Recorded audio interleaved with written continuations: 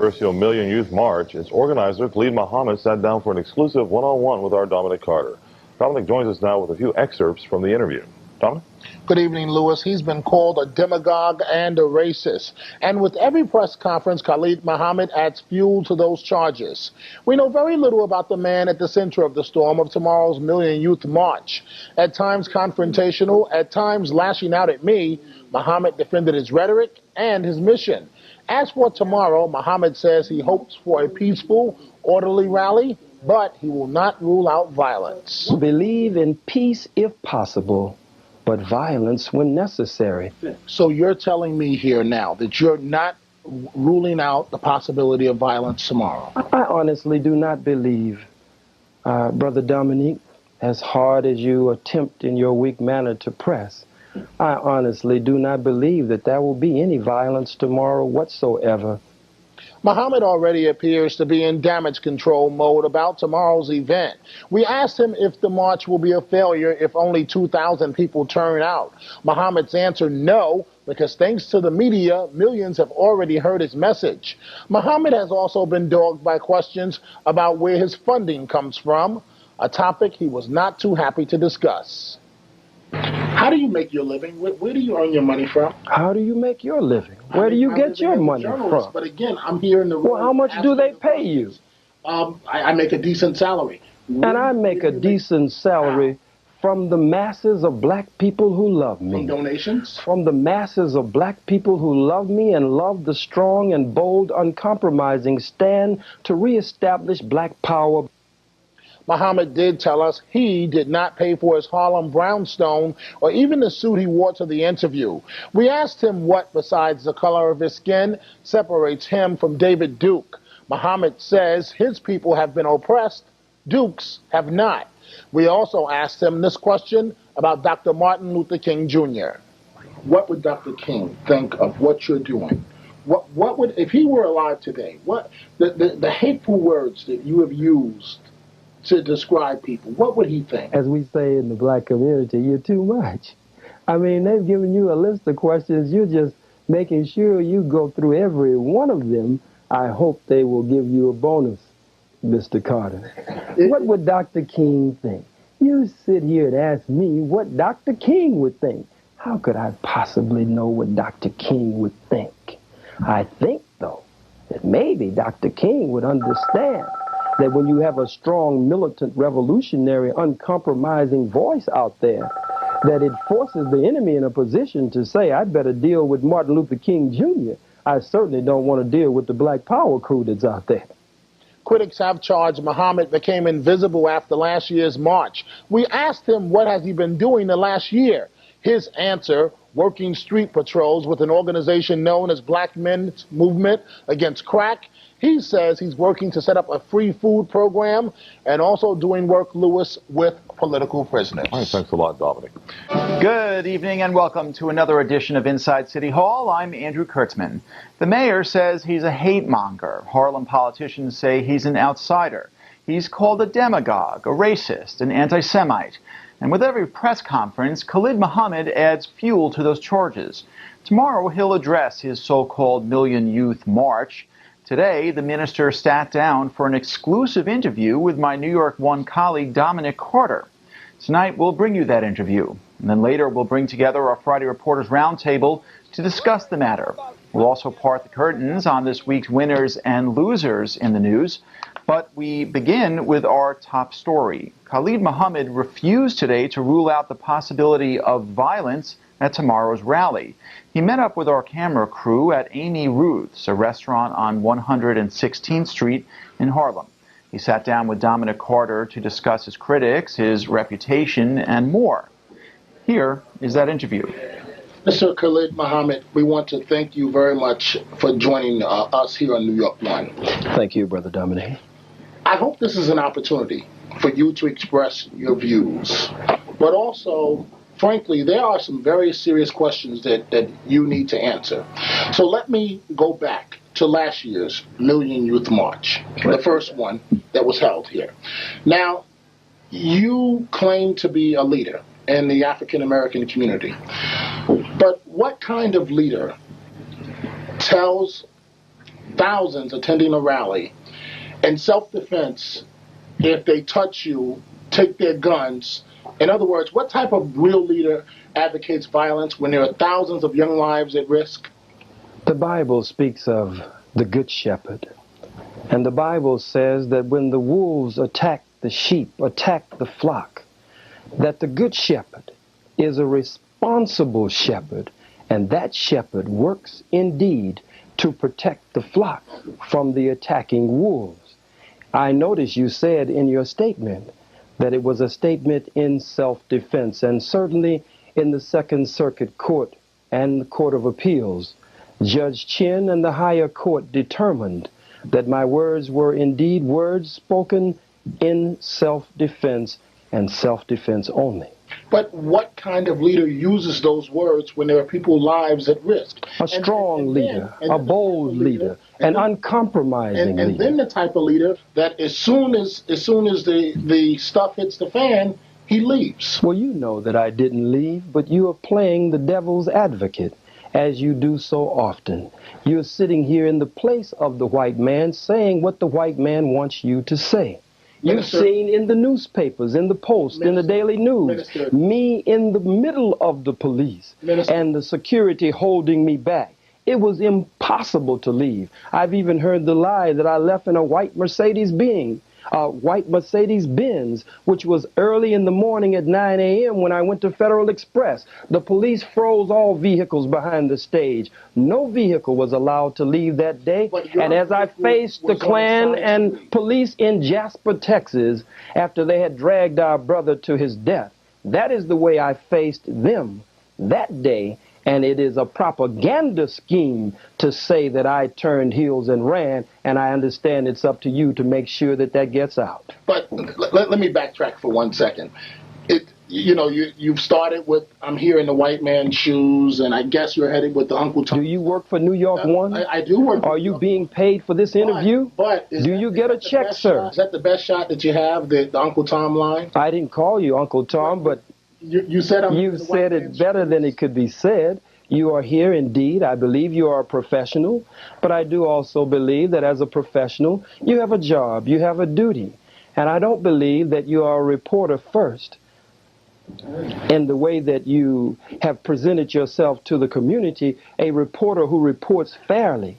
I believe that before being a reporter, you shouldn't be a reporter first. You are not a reporter first. You should be black first, with the responsibility. What kind of reporter would sit up and keep telling lies? What kind of reporter would try to confuse his people for a paycheck? Well, can you answer that, sir? Again, I'm here to ask the question. But can you answer that? Again, one other question. Will you answer that, sir? Minister, I'm not here to answer the question. What kind of reporter would ask the question? Put out false reports, sir? I don't. You're my brother. I love you, but don't do this, brother. Be a strong reporter. Be a revolutionary reporter. It was Paul Robeson who said the battlefield is everywhere.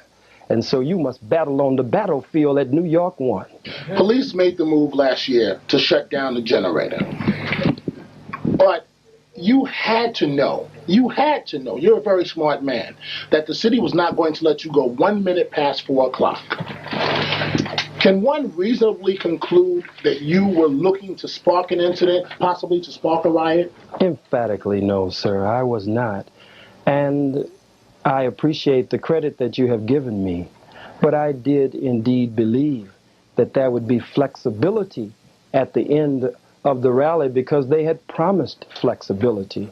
And they had said that there would not be strict adherence to the 4 o'clock. So as you know, and I've heard you say, I had finished speaking. The police attacked an otherwise peaceful rally that had already concluded as I told our people to go on home in love and unity to their families. So I guess to some degree, sir, I did not believe that they would attack at 4 o'clock or 4:01 in answer to your question. Are you going to honor the 4 p.m. deadline tomorrow? Indeed, I will honor the 4 p.m. deadline on tomorrow.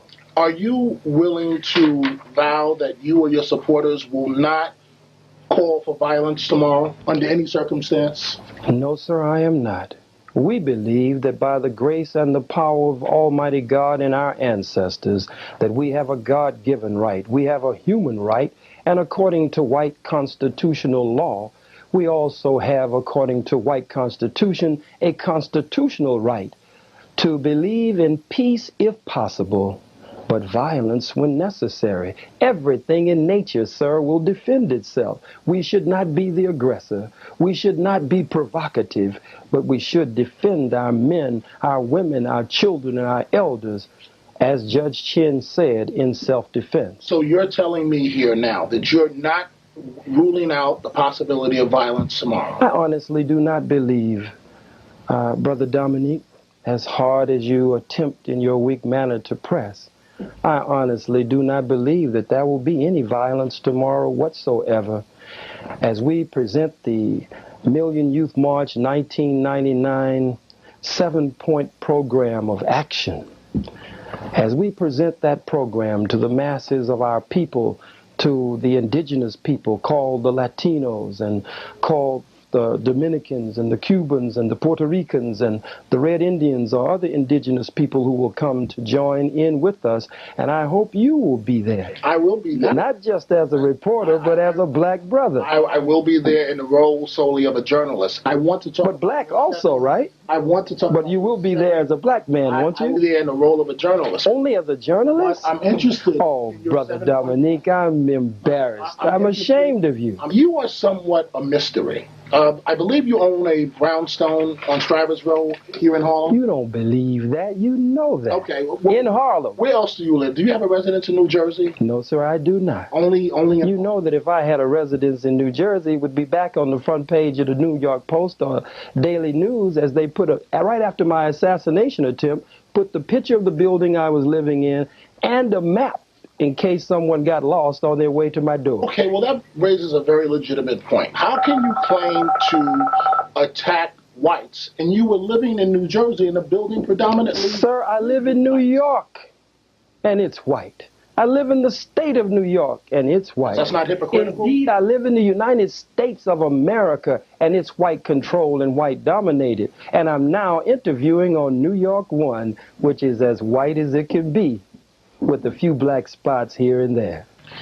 Again, you, for the most part, remain a mystery.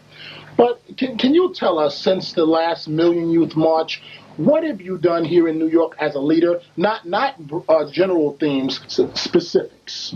I'm so happy to answer that question because my critics have called me an outsider.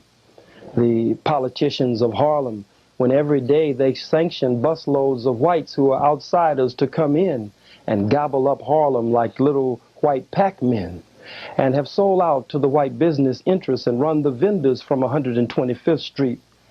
I must say to you that we have been working throughout the entire year with the black men's movement against crack, going door to door and street by street and block by block in the black community.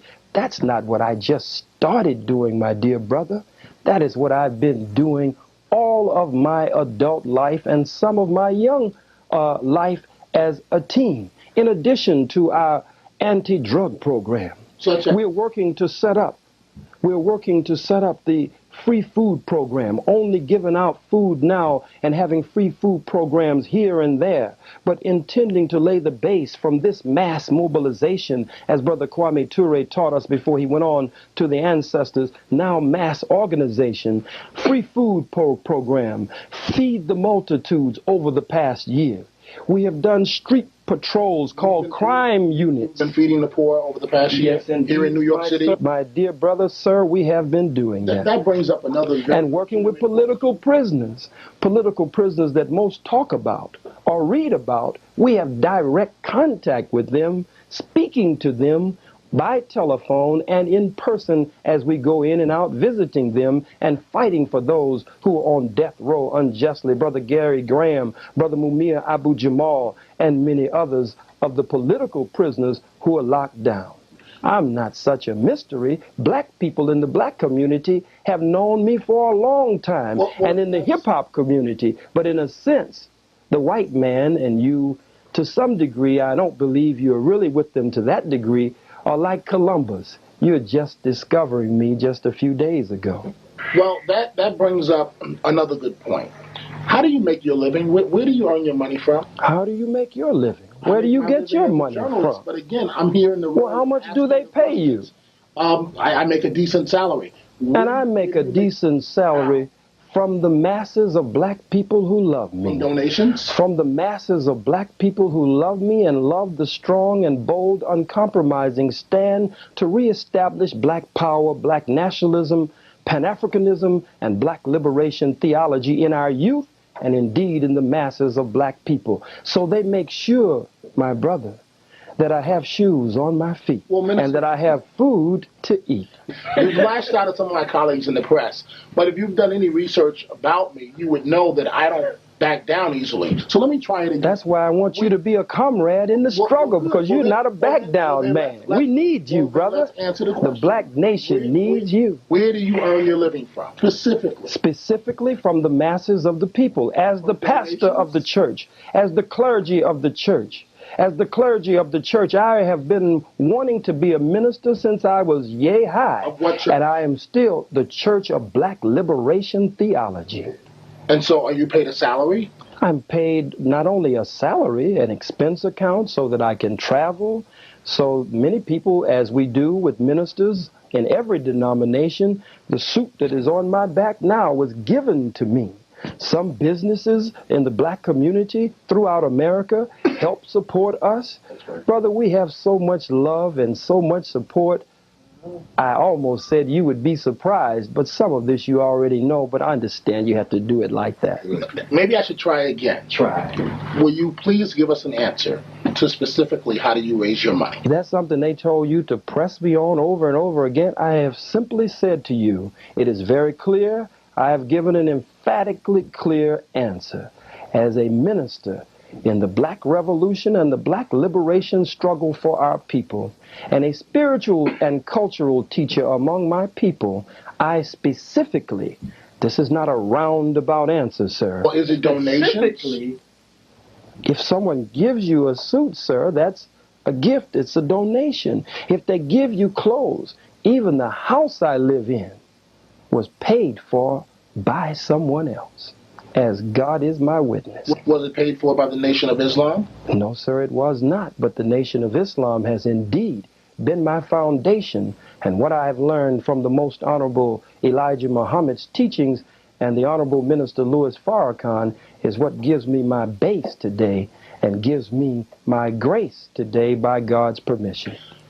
Minister Muhammad, how does all the anti-Semitic talk lift up black people? I don't understand, sir, what you mean by anti-Semitic you know talk. Exactly I don't what know I mean. what you mean. When I say anti-Semitic talk, and I don't want to repeat the comments that you've made in some of Then you don't want to ask me the question. About the cracker comments, the comments constantly about Jews keeping blacks down. Let's look at that, sir, if you will. When I say, Brother Dominic, the cracker is a term of white origin. It is not a black term. And it is a term that has both a literal meaning and a figurative meaning. It means the cracker who cracks the whip or the whips with the old cat o' nine tails from chattel slavery. But it also indeed means one who cracks a whip today.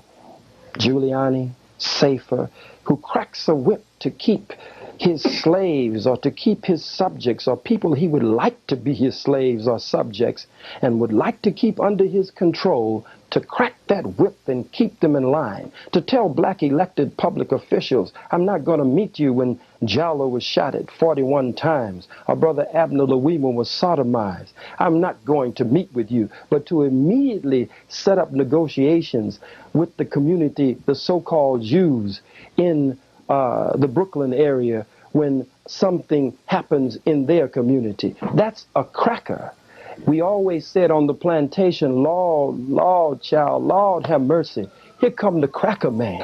He's the one who cracks the whip to keep you in line. Okay, well, what is, besides the... And the so-called Jews, I say so-called, not in mockery, Brother Dominic. I'm not playing to any cameras.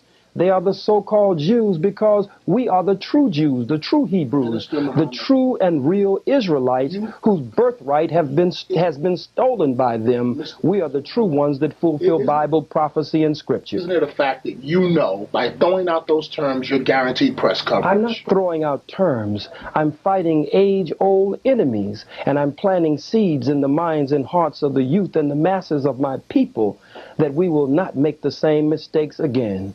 As they say in the so-called Jewish community, never again. Never again. What happened in your life that gave you your personal experience, your perspective on Jews in your lifetime?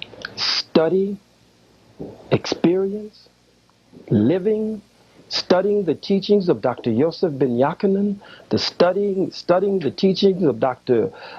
John Henry Clark, studying the Most Honorable Elijah Muhammad, Minister Malcolm X, the Honorable Marcus Mosiah Garvey, and the Honorable Minister Louis Farrakhan, Dr. Barashango, and Browder, and Akbar, and many others. There are volumes of material, and even studying the book called The Secret Relationship Between Blacks and Jews, a book that thick with nothing but so-called Jew historians and scholars who explain their role in the black or the African Holocaust. Do you have a Jewish friend? No, sir, I do not have a Jewish friend. I am the black Jew. I am the black Hebrew. I am a member of the family of the black Hebrew Israelites. But if you're asking me, do I have a white so-called Jew friend who is not in that line of Semites, so I can't be anti-Semitic? Did you know that there are Semites in Africa? Did you know that there are Semites in Asia? That there are some Semites so black until they're blue black, purple black, and beautiful? These are people using a political term, anti-Semitism, when it's really anti-Kemetism and anti-black program. Let me ask you this, and maybe you'll answer it and not attack me, but let me try this. I haven't attacked you, brother. The Uncle Tom. I didn't call you an Uncle Tom. You haven't used it yet. But well, why accuse me of something I haven't done? Okay. You're just like they are in that instance, but you're not like that in other ways. Well, here's the question. Besides the fact that you're an African American, what is the difference between you and David Duke? The difference? Oh, that's a good question. No one has enslaved David Duke's people for over 400 years. David Duke's people, the white people, have not been in slavery under us, chattel slavery.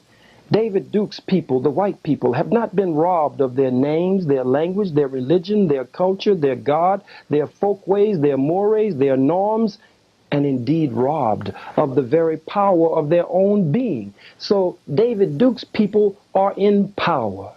My people have experienced an African Holocaust, genocide, and we are being set upon and seized upon on a daily and consistent basis. One of the 7 points is reparations, 7 points of action to go after reparations for black people, fighting police brutality and harassment and the murder of our people. David Duke's people don't experience that. There is no comparison. But critics will say he spreads hate, and so do you.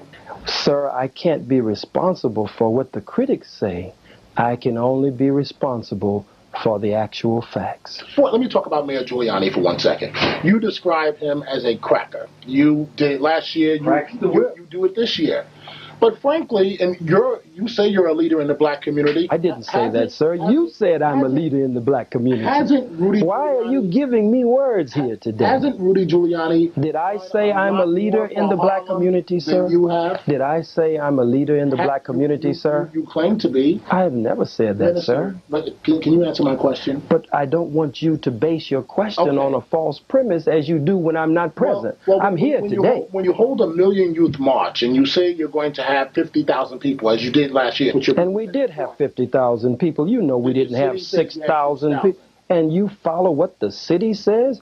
You parrot what Giuliani and Safer say? I don't parrot what anyone says. Well, where did you get the 6,000 figure? I make my own observations. But you just told me the city said it. Now you say you got it from your own observation. Now, which one is actually true, Mr. Dominic Carter? What's actually true is I make my own observations from looking from up to down. And you saw only 6,000 people, sir? I didn't say what I saw. How many did you see, sir? But see, this is very interesting because you're Brother, we love you. Don't do that. Let's hurry and get to your question. My question is, you criticize Mr. Giuliani, but isn't the fact of the matter, Mr. Giuliani has done much more for Harlem than you ever have?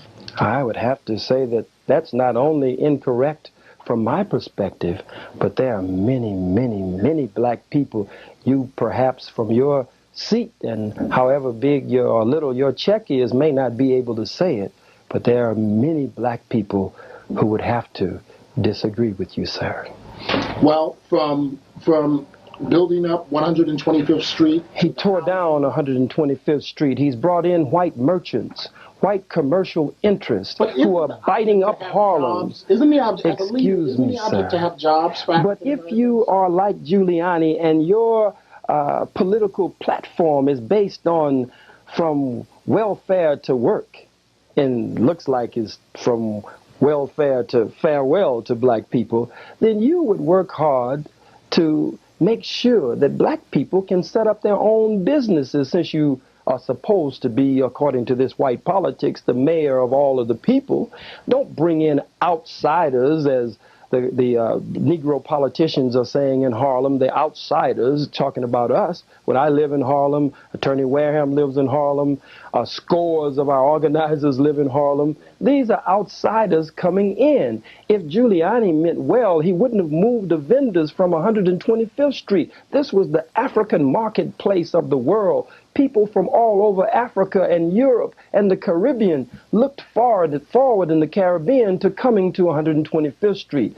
Make a way, if you're serious, that black people can set up department stores, shoe stores. Black people can set up their own businesses and build up the community where they are. That's the platform we stand on with the Million Youth March program of action, but it is not Mr. Giuliani's platform. My question was, hasn't he done a whole lot more for Harlem than you have? And I've already answered you. Somehow you keep missing me. What have you done for Harlem? At this very moment that we sit here, I'm bringing black power, black nationalism, Pan-Africanism, black liberation theology, setting the stage and creating the atmosphere for gaining a greater knowledge of ourselves and history and our heritage, so that we, based on the program of Garvey and Elijah and Malcolm and Farrakhan and Carlos Cook and others, that we can begin to do something for ourselves instead of always waiting and depending on a handout from the slave master. So based on what you just said, if you have only 1,000 people, maybe 2,000 out there tomorrow, will your event be a failure? It will not be a failure because millions have heard our message. You've made sure of that, Mr. Carter. What is your opinion of Dr. Martin Luther King? I believe that Dr. Martin Luther King Jr. was a good man. I believe that his heart was good. I believe that he loved our people with all of his being, and he wanted to see us breathe free. I believe that he tactically made one mistake, and that was that he attempted to judge the white man by his own good heart. And what does that say about Dr. King? That says that Dr. King was one of the greatest that ever came among us. But like all of us, he was not perfect. What would Dr. King think of what you're doing? What would, if he were alive today, what the hateful words that you have used to describe people, what would he think? As we say in the black community, you're too much. I mean, they've given you a list of questions. You're just making sure you go through every one of them. I hope they will give you a bonus, Mr. Carter. What would Dr. King think? You sit here and ask me what Dr. King would think. How could I possibly know what Dr. King would think? I think, though, that maybe Dr. King would understand that when you have a strong, militant, revolutionary, uncompromising voice out there, that it forces the enemy in a position to say, I'd better deal with Martin Luther King Jr. I certainly don't want to deal with the Black Power crew that's out there. How do you go? And it's amazing. Is this something that you do with blacks that disagree with you? You have to be a Tom or a boot-licking, buck-dancing person. Where does this come from? I mean, you've made this charge several times to me during this interview. You know absolutely nothing about it. I call you boot-licking? No, you haven't. But you said, I hope they give you... Am I disappointing you, Mr. Carter? And since I'm not saying those things, you're just going to give them to me. Is that what's happening? No. They're going to be angry with you when you come back because you couldn't get this across. So you're going to give these things to me. I haven't called you that, brother. You just said... Not one time. You said they sent you with a list of questions, and I hope they give you a bonus when you get back to the station. Well, does your wife hope that they'll give you a bonus? You don't know anything about me. Brother, I know that you have a family, and a bonus could help. It's time for break.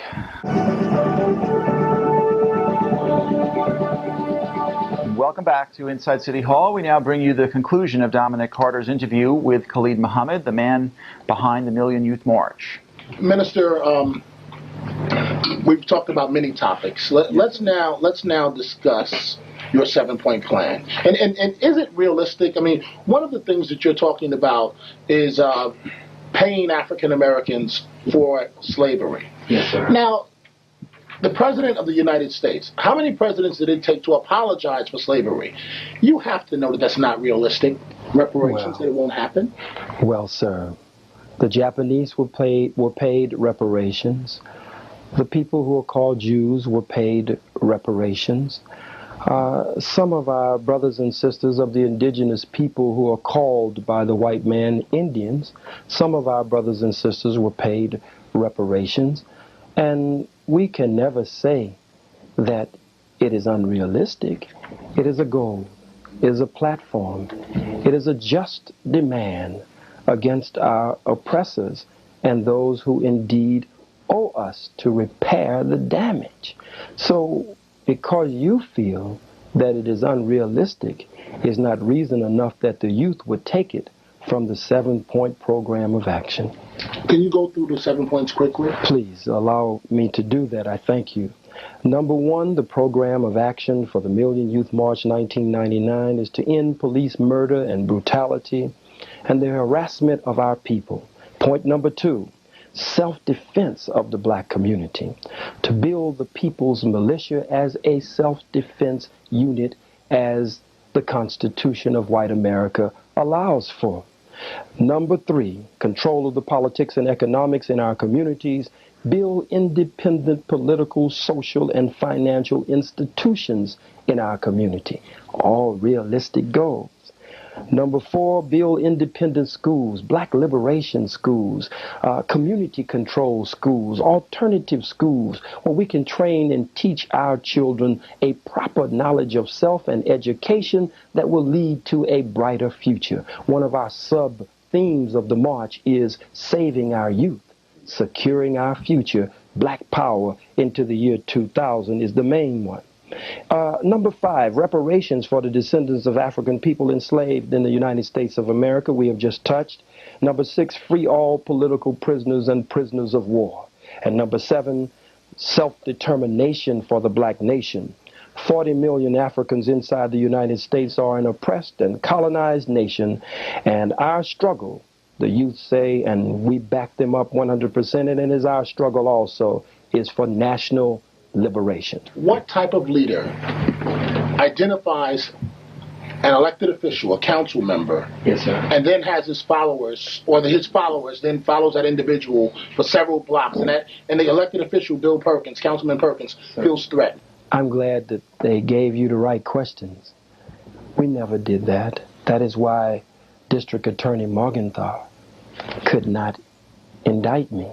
That is why no warrant was issued. That is why in all of the clips that were played, initially, Councilman Perkins called for my arrest. But you see me in none of the clips. I didn't tell anyone, go get him, go do this. And all of those who are around him, all of them, just a second, all of them who are around him are his own supporters, and they're the ones jostling him and moving him. Not one of the brothers or sisters, the youth that I watched from across the street, ever touched him. Not one of them ever threatened him. But in the tradition of Harlem, as we always have done in Harlem, they did ask him why this and why that and how come you this and how come you that. I think it was a good exchange. There is no need for the councilman to fear any violence or physical harm from us. But we are going to send the councilman home come election time so he can watch the activities of Harlem from the television set comfortably at home. What do you say to those that say you are nothing more than a con man? I would say that I am gaining, by the grace of God, the confidence of my people, that they see me as not one who will turn heels on them and run or grab the money as the lie goes out when we played video film after video clip in court. And there is no evidence to support that.